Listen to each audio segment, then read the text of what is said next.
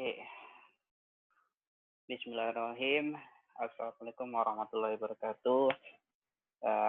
Selamat siang.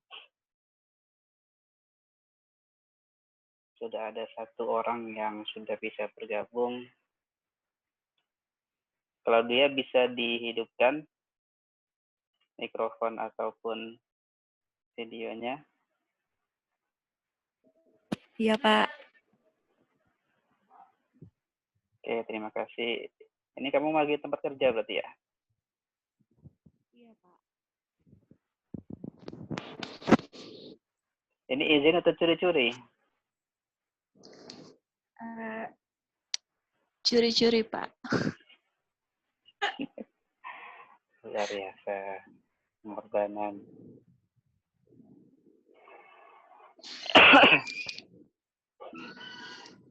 Oke, saya mungkin bisa sambil dimulai saja ya. Di kesempatan Baik, Pak. yang ini, kita akan melanjutkan materi di pertemuan kelima.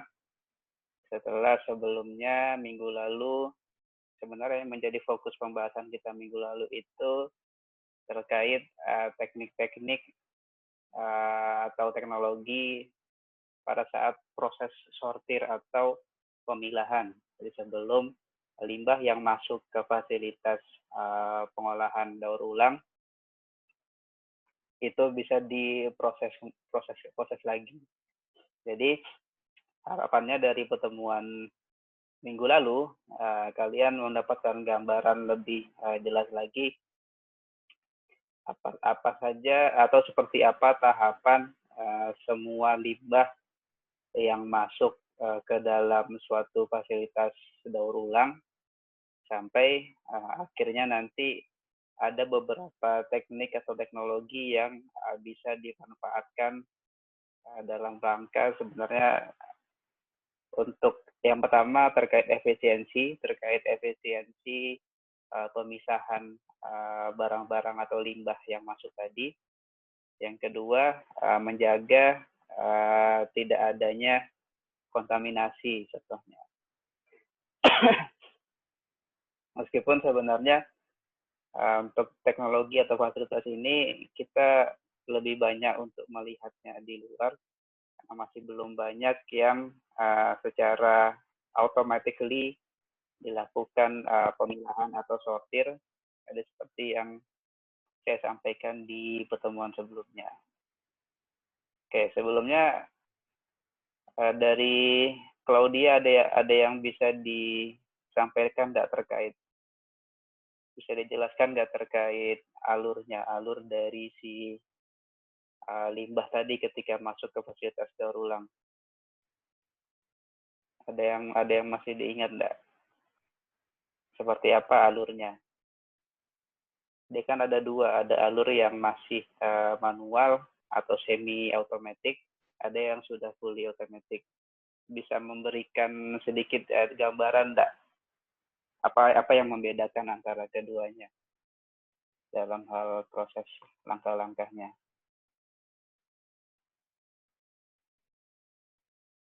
Bisa enggak Claudia? Atau dari Nia atau Rashid? Oke, Claudia.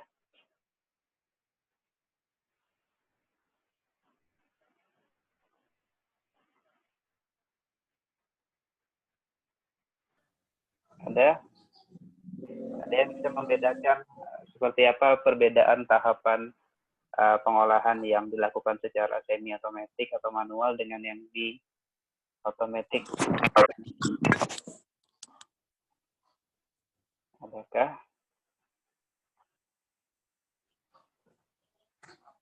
Oke, jadi satu perbedaan yang paling utama dari penggunaan tahapan pada yang semi otomatis itu masih adanya hand sorting sebenarnya. Jadi hand sorting ini ada petugas yang nantinya berada di samping kanan kiri atau di salah satu sisi dari conveyor yang dia mengambil atau memilah secara manual tanpa sampah atau limbah yang lewat di atas conveyor tadi. Sedangkan ketika dia sudah fully automated, maka semua sampah yang awal itu dipisah mulai dari yang sampah organik dan anorganik.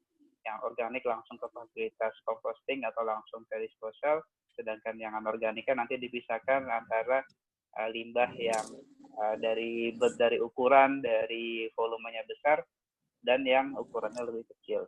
Jadi nanti di situ ada yang menggunakan trommel, ada yang menggunakan air knife, sampai dengan ke tahapan terakhir, apakah nanti diproses daur ulang lagi, dijual, atau nanti diproses lagi, apakah dibakar, sampai nanti ke disposal. Jadi nanti harapan saya kalian bisa memahami apa saja teknologi yang bisa digunakan untuk terkait screening, terkait pengurangan dari ukuran, apa itu fungsi spreader, dan lain sebagainya. Kalau gitu, kalau tidak ada lagi, mungkin saya langsung saja untuk materi kali ini. Jadi pada kesempatan ini saya akan menjelaskan terkait pengolahan biologi, terkait pengolahan sampah padat. Jadi yang pertama, tolong di-mute dulu ya. Yang pertama terkait, sorry saya mute dulu ya. Yang pertama terkait bagaimana prinsip pengolahan biologi pada pengolahan sampah padat. Kemudian apa saja yang menjadi objektif atau tujuan dari pengolahan biologi itu. Kemudian proses-prosesnya secara singkat akan coba saya jabarkan pada kesempatan kali ini. Nanti pada setiap bagiannya, jika memang ada yang ingin ditanggapi atau ditanyakan, saya persilakan. Oke, kita mulai.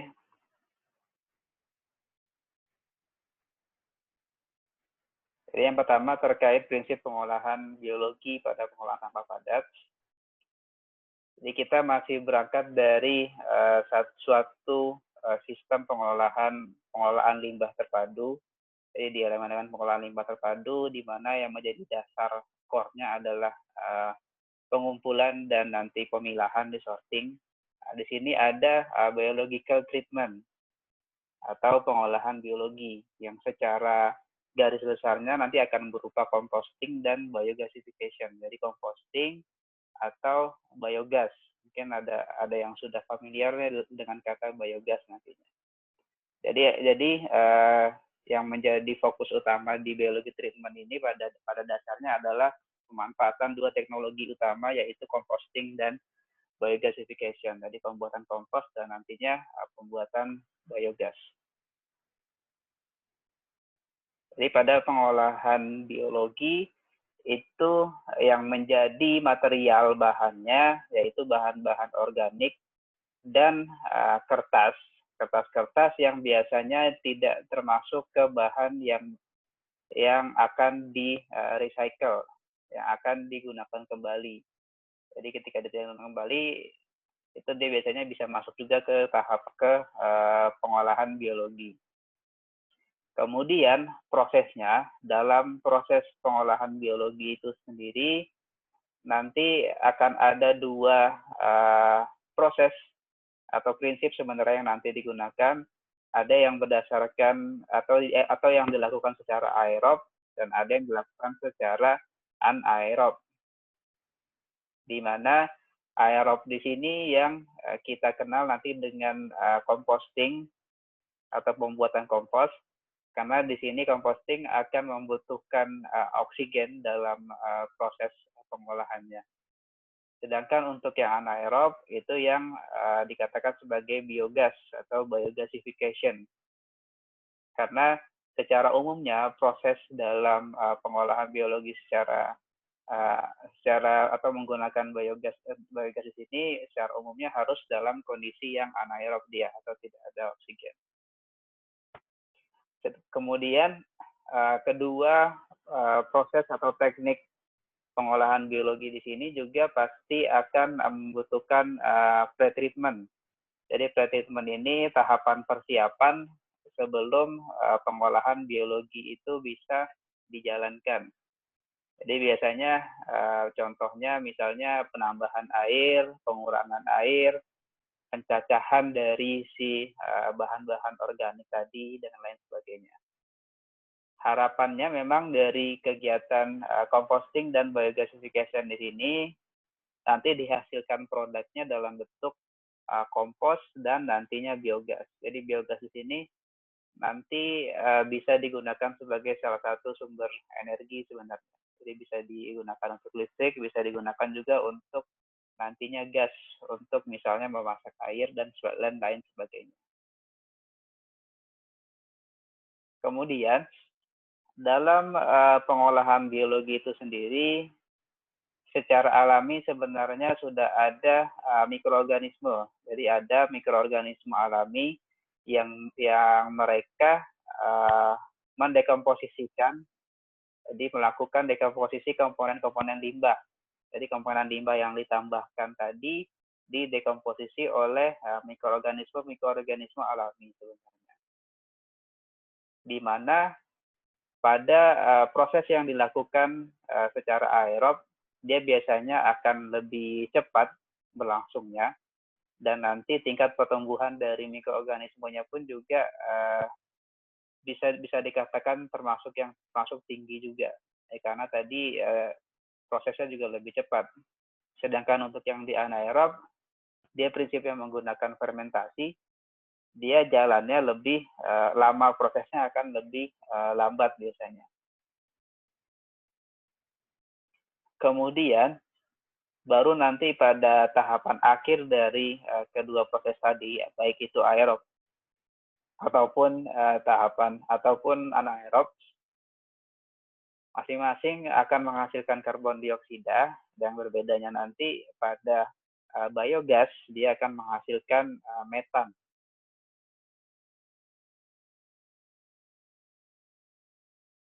Selanjutnya, apa yang menjadi tujuan atau objektif dari melakukan pengolahan biologi? Jadi yang pertama di sini pada tahapan pre-treatment disposal. Jadi di sini pengolahan sebelum sampah atau limbah padat tadi itu dibuang. Yang nantinya pengolahan tadi, apakah itu composting ataupun nanti biogas, itu fungsinya adalah yang pertama untuk mereduksi volume. Jadi volume sampah diolah dulu sehingga sampah yang nantinya masuk, limbah atau sampah yang masuk diolah secara biologi sehingga nanti volumenya akan tereduksi. Yang berikutnya juga fungsinya untuk menstabilkan si limbah tadi, si limbah yang masuk sebelum dibuang, agar dia tingkat bahayanya lebih rendah, maka akan distabilisasikan dan nanti akan disterilisasi. Jadi pengolahan biologi secara composting ataupun biogas nanti juga akan bisa menstabilkan atau mensterilisasikan si limbah tadi. Yang kedua, tujuannya adalah yang lain untuk valorization. Jadi ada produk yang nantinya dihasilkan, yang dari situ itu yang akan dimanfaatkan lebih lanjut, apakah itu untuk dijual atau nanti untuk pemanfaatan sendiri. Jadi contoh produknya itu dalam bentuk biogas ataupun dalam bentuk kompos. Jadi biogas di sini biasanya gasnya yang nanti dialirkan untuk menghasilkan pemicu untuk menyalakan kompor, atau juga bisa juga nanti untuk menghasilkan aliran listrik juga. Kompos nanti bisa dalam bentuk padat ataupun bisa dalam bentuk cair juga.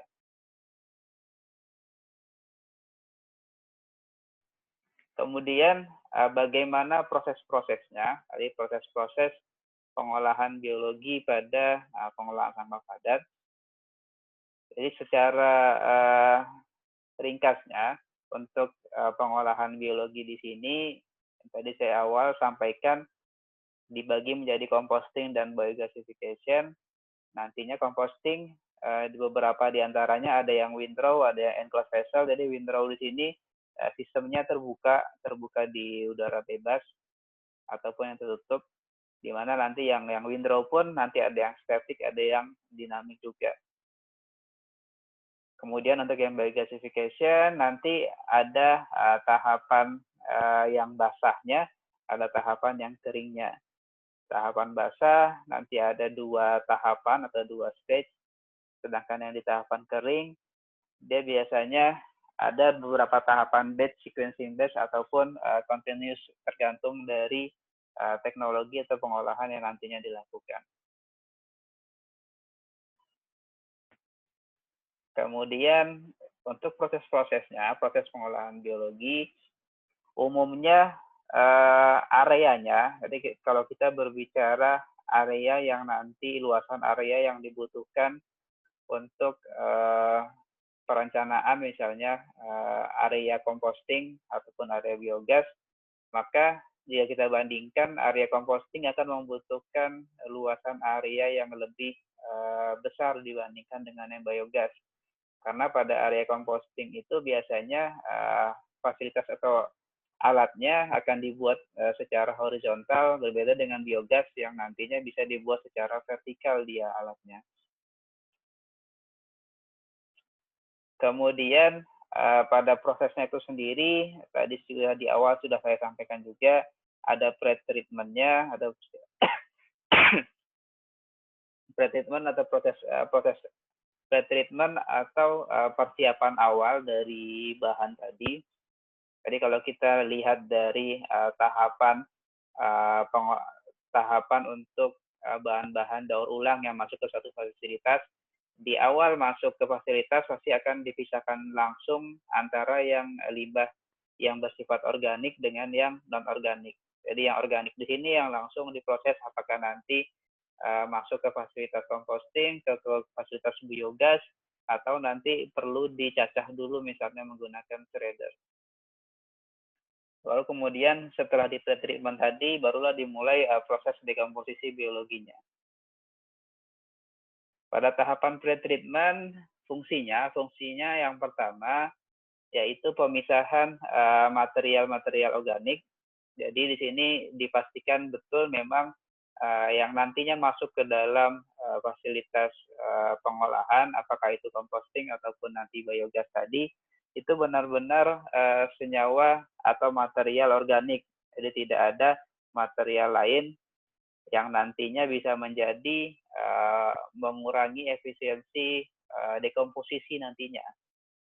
Kemudian yang kedua, persiapan material organiknya pada proses biologi. Jadi yang menjadi poin utama pada saat pengolahan biologi adalah nanti kelembapan, jadi faktor dari kelembaban, ketersediaan air yang ada di material organiknya, kemudian terkait juga ukuran dari si material organik tadi. Karena keduanya akan saling berkaitan dengan bagaimana pengolahan atau bagaimana proses dekomposisi nantinya. Kemudian karena biasanya limbah yang masuk ke fasilitas pengolahan daur ulang itu pada umumnya tercampur, maka memang di pre-treatment inilah fungsinya untuk memisahkan bahan-bahan yang non-organik.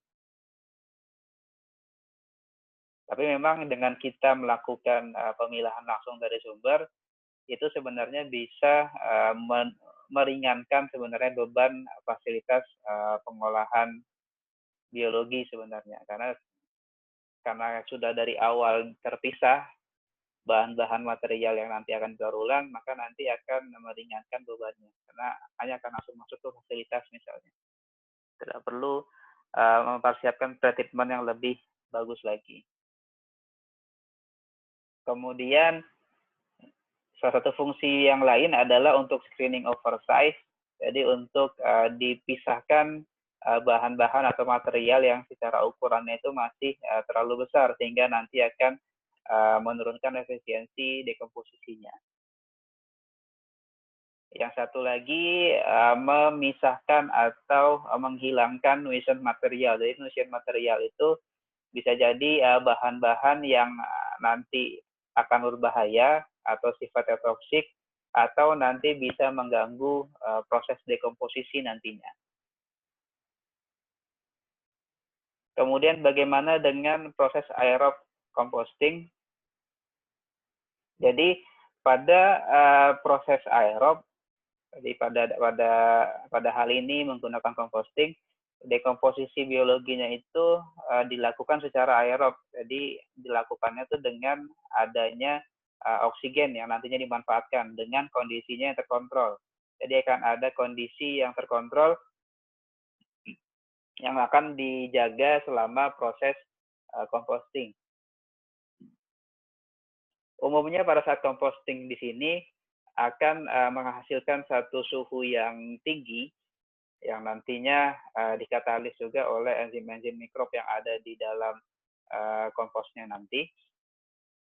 Sehingga sebenarnya suhu tinggi di sini yang menandakan kalau proses dekomposisinya sedang berjalan dengan baik, sehingga nanti dekomposisi akan berjalan lebih cepat biasanya dibandingkan dengan limbahnya tadi hanya terkumpul di satu tempat tanpa ada tambahan oksigen, maka itu akan memperlambat proses dekomposisi biasanya.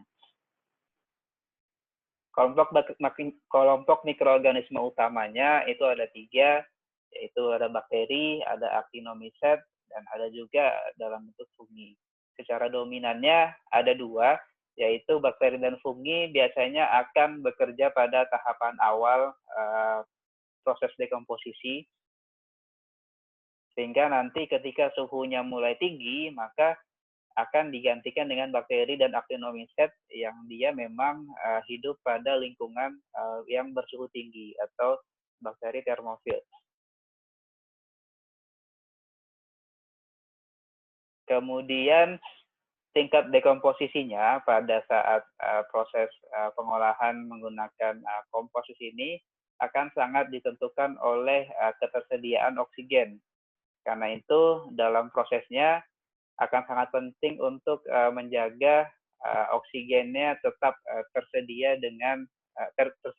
cukup tersedia untuk semua mikroorganisme yang hidup itu bisa terus mendekomposisi limbah tersebut. Jadi nanti untuk composting, struktur dan kandungan air mineral itu menjadi satu hal yang penting. Jadi struktur di sini adalah dilihat dari seperti apa ukuran. Terkadang kita bisa menambahkan misalnya potongan-potongan kayu atau serpihan-serpihan dari pahatan kayu ketika memang campuran dari kompos tadi terlalu basah misalnya. Sehingga itu bisa mengurangi jumlah air yang nantinya ketika jumlah airnya lebih sedikit, nanti proses dari dekomposisinya akan lebih mudah. Karena ketika jumlah airnya banyak atau berlebih, maka itu akan menghasilkan kondisi yang anaerob, sehingga nanti akan menyulitkan proses composting nanti atau proses dekomposisi. Jadi nantinya durasi dari proses composting akan ditentukan oleh seperti apa teknologinya dan seperti apa tingkat kematangan yang dibutuhkan. Jadi kan ada tingkat kematangan yang berbeda-beda juga sebagai hasil akhir nantinya yang dihasilkan dari proses compostingnya.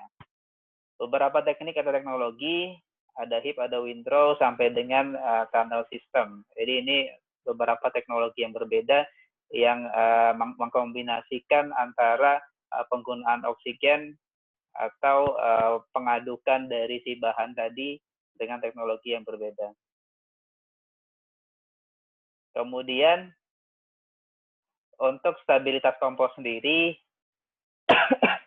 ada beberapa penilaian yang bisa dilakukan. Jadi mulai dari karbonnya sampai dengan molecular size determination. Jadi penentuan dari ukuran molekulernya seperti apa.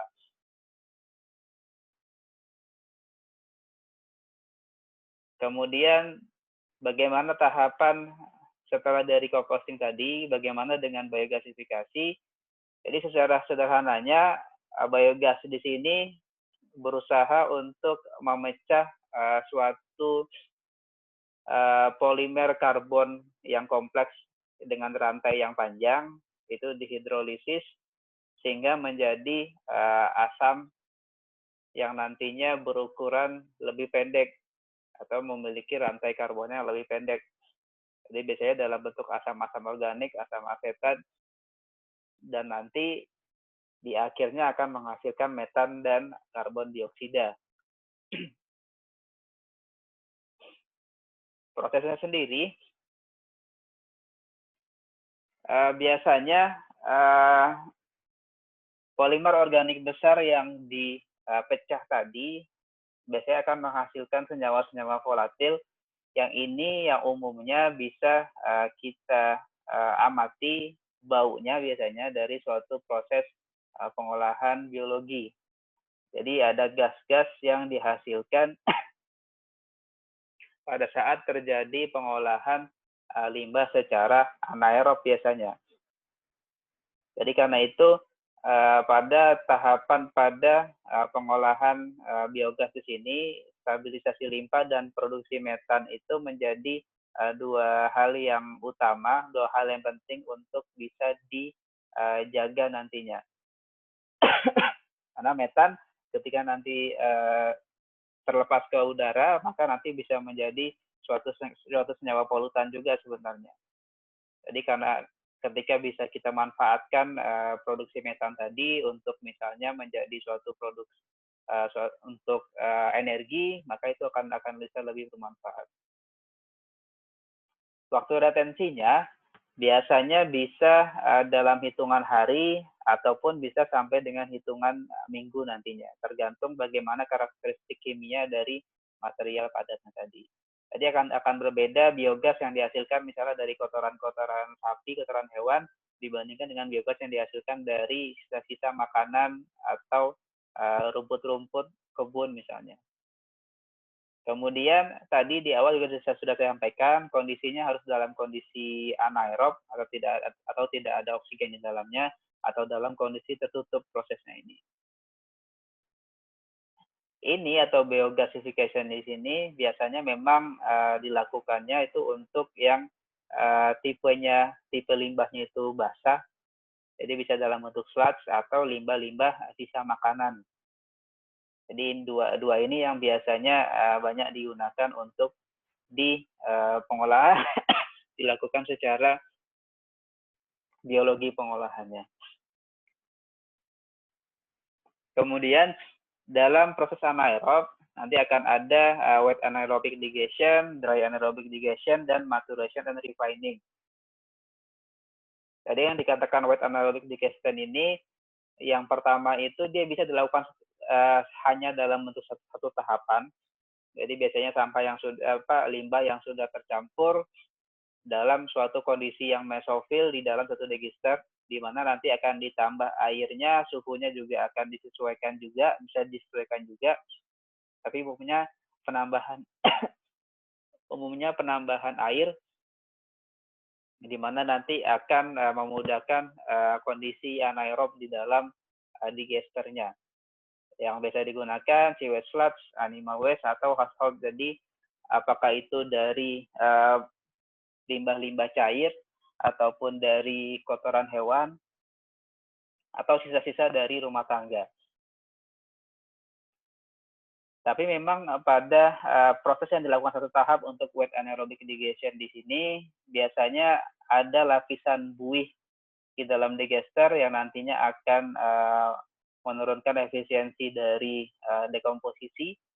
Kemudian sulit juga untuk menjaga agar isi benar-benar tercampur karena kondisinya tertutup, kita akan terbatas untuk membuka dan menutupnya. Kemudian reaksinya yang berbeda dalam prosesnya. Jadi prosesnya seperti yang tadi di composting, akan ada tahapan mulai dari suhunya normal, kemudian dari suhunya naik terus, sehingga nanti dekomposisinya akan terus terjaga. Sedangkan di digester sini akan ada tahapan awal di mana memang kondisinya masih belum dibentuk secara anaerob. Kemudian nanti akan diproses lagi sehingga nanti kondisinya anaerob, kemudian dihasilkan gas tadi juga harus diproses lagi dan yang lain sebagainya. Karena itu biasanya pada saat wet anaerobic digestion di sini akan dilakukan dua tahapan. Jadi yang pertama tahapan hidrolisis dan asidifikasi, jadi pemisahan tadi senyawa organik panjang tadi dipecah-pecah dulu, kemudian terbentuk asam di sana, pH-nya itu kisarannya antara 6 kurang lebih 6 pH-nya, baru nanti dipindahkan ke tahapan metanogenesisnya. Jadi menghasilkan gas metannya itu di tahapan selanjutnya. Jadi setelah dipecah, kemudian muncul asamnya pada pH-nya 6, kemudian dipindah lagi ke digester berikutnya yang nantinya itu untuk secara penuhnya akan memproses senyawa metannya atau gas metannya. Jadi suhunya biasanya lebih basah di 75 sampai 8,2. Baru setelah wet tadi, wet anaerobic digestion, masuk ke dry anaerobic digestion. Di sini yang biasanya kalau secara persentasenya di total konsentrasi padatnya itu lebih dari 25%. Jadi ketika kurang dari 25%, maka nanti dia masuk ke wetnya, wet anaerobic digestion. Kondisinya bisa dalam bentuk mesofilik ataupun termofilik, bisa yang campuran ataupun biowaste. Di sini tidak ada mixing lagi. Jadi pada tahapan wet tadi harus tetap dilakukan mixing karena memang dipastikan memang tercampur semuanya. Kemudian lama waktunya itu kurang lebih 12 sampai 18 hari. Jadi kurang lebih 1 minggu lebih. Kemudian setelah tahapan wet dan dry tadi, kemudian masuk ke tahapan maturation and refining. Jadi residunya nanti akan diproses lagi pada kondisi aerob yang fungsinya yang pertama itu untuk melepaskan sisa metannya. Jadi akan ada metan-metan yang masih terikat pada digester tadi, sehingga nanti dilepaskan metannya. Kemudian kalau ada fitotoksinnya juga coba dieliminasi dari tahapan maturasi di sini. Kemudian dikurangi juga kelembapan atau nanti kandungan air bisa dikurangi atau direduksi dengan nanti penggunaan filter dengan penekanan atau pressing, jadi di pressing lagi. Kemudian bisa juga menggunakan panas, jadi dipanaskan sehingga nanti uap airnya bisa lebih berkurang. Emisi senyawa volatilnya baik itu dari composting dan nanti dari maturasinya. Jadi di sini bisa dilihat perbedaan berapa banyak yang nantinya senyawa volatil yang keluar.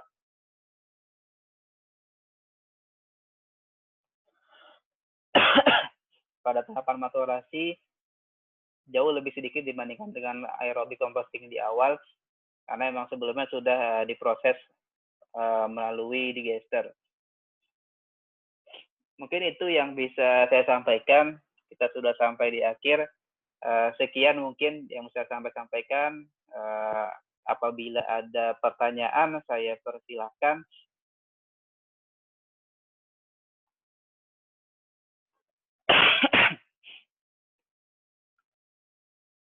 Silakan kalau ada tanggapan atau pertanyaan.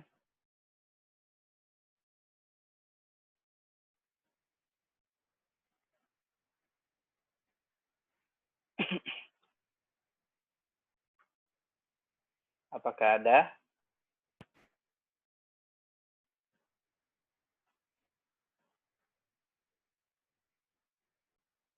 Halo.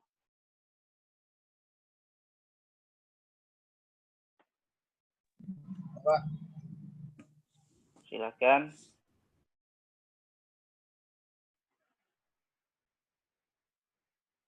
Apakah ada tanggapan?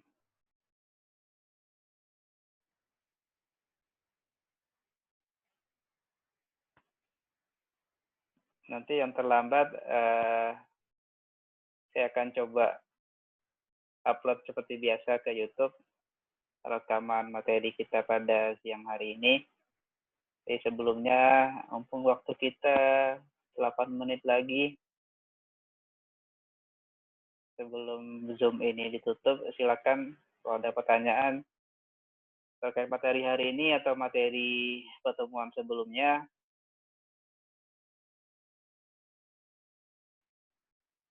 Ada yang tahu tromel itu untuk apa fungsinya?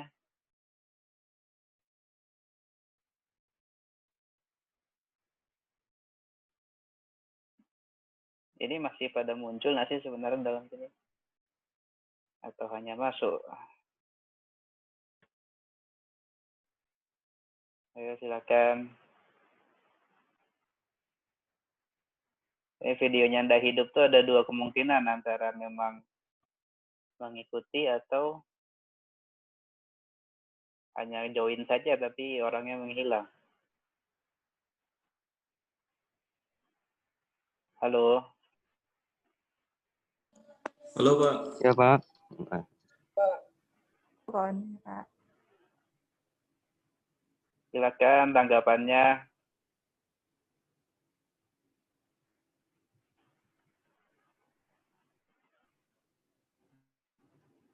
Ya. Penting semua.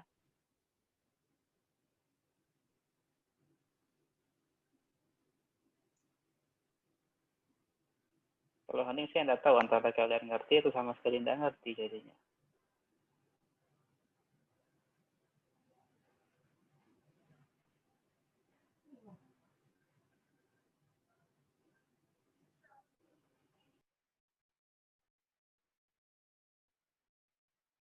Ayo tanggapannya.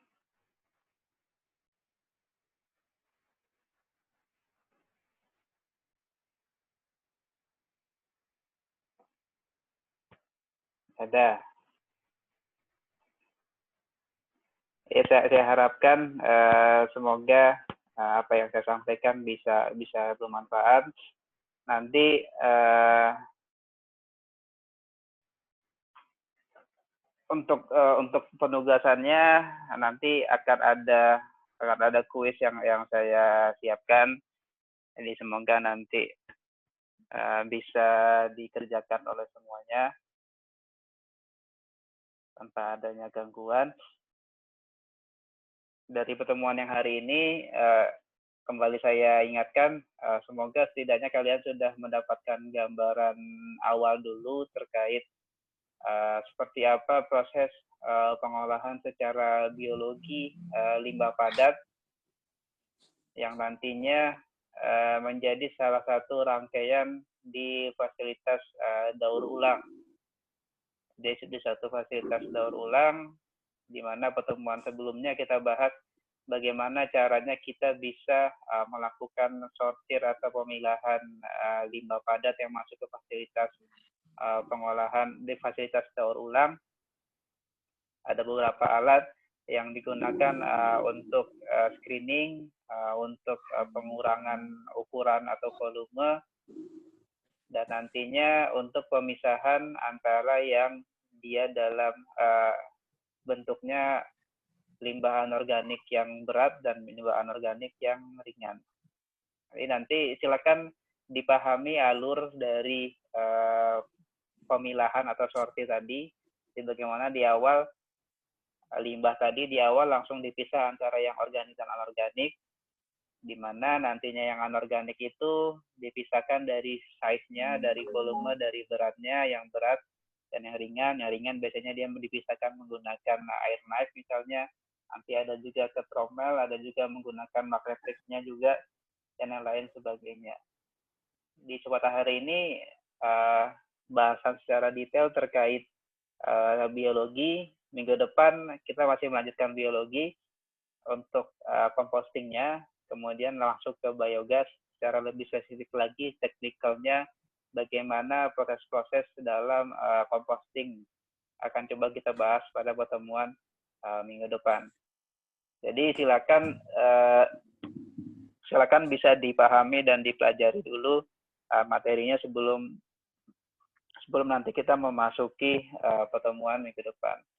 Untuk di minggu ini kita fokuskan untuk sama-sama belajar terkait pengolahan biologi secara umum. Jadi kalau memang ada tanggapan atau pertanyaan yang mungkin belum muncul pada kesempatan kali ini, mungkin saya bisa buka melalui WhatsApp saja nantinya. Oke, sekian dari saya. Kita tutup dengan doa. Berdoa menurut agama dan syariat masing-masing. Berdoa dipersilahkan.